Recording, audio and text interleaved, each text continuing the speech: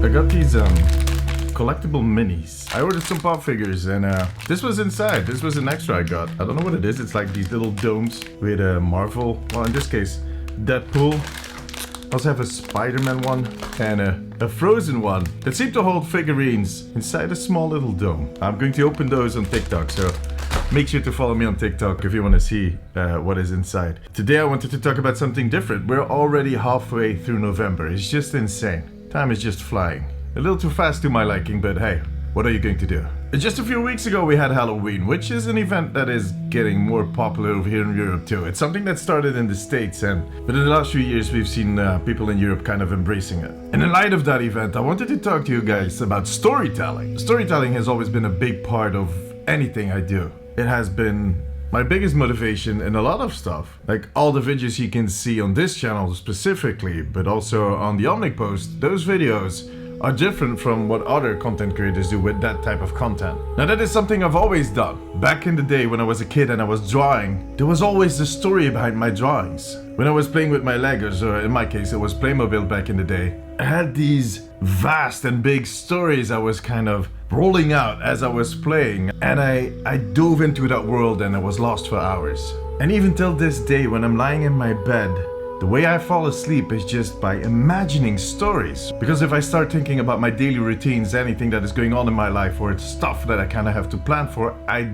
cannot sleep. So I kind of compensate, and I've always done that, even as a kid, by making up these stories. At one point, I was in the Boy Scouts, I guess that's the best translation. There were boys and girls in there, but anyways, it was the Scouts. And I was a group leader for the kids that were 14, something like that. We did these games at night. And with all these games, I had so much fun in building a story around them. And they were kind of scary horror experiences, but that had a backstory. And one of the most successful games we did was the story about accidentally summoning a spirit. And you have to do this monk ritual to kind of ease the spirits. But with the summoning of that one spirit, they had to put at ease. There were these other entities that came along, and I was one of those entities. And I wore this really long leather jacket, a hood, and a white mask, and had this old flash that was used by photographers. So these guys had to follow these different paths to find the different means of settling the spirit. And I just ran in between those paths, flashing them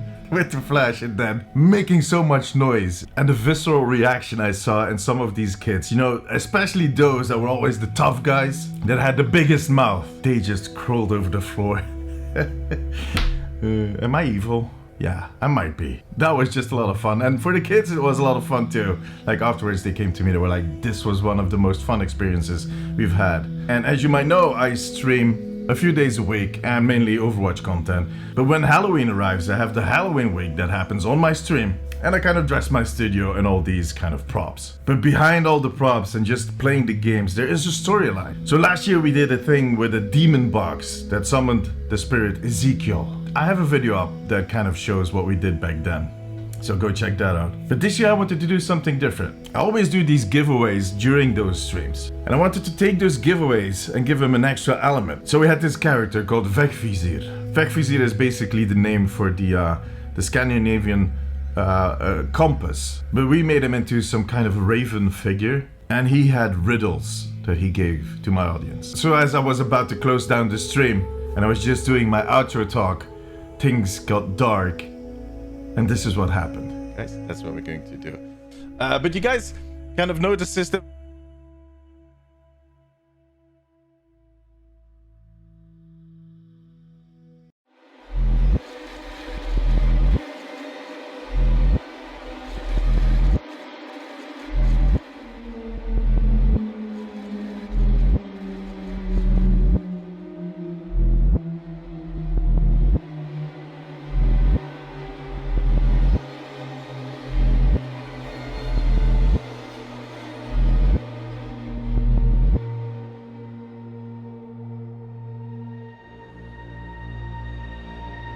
Hello, friends. I am Vegvisir, and I bring a gift for those that are worthy. The first to solve this riddle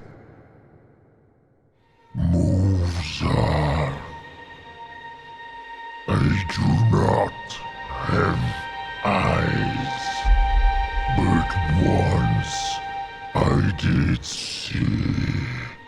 Once I had thoughts.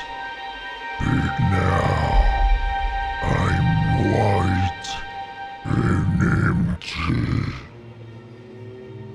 What am I? Answer in chat. I will be watching.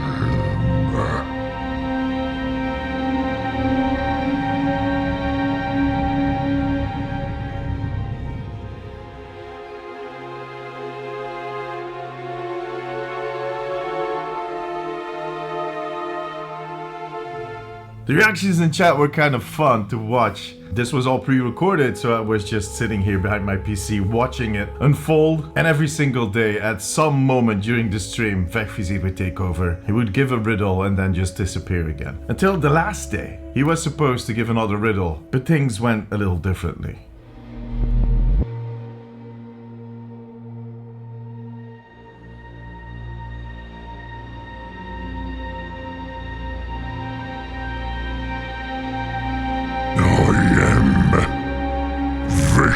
Vegvisir.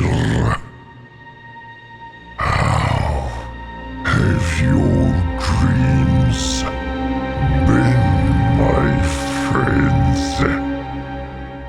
I know. Dark and cold. Perfect.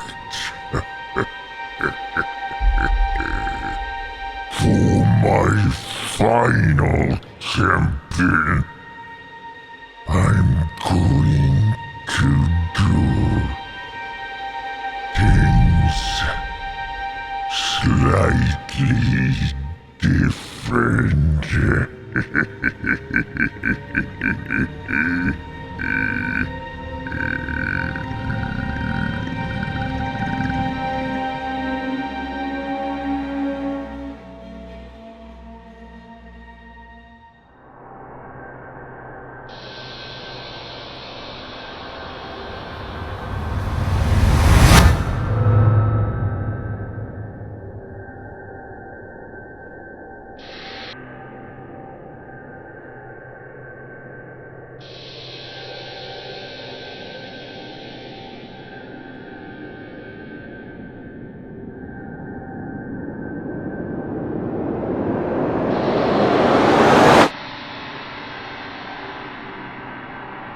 Yeah.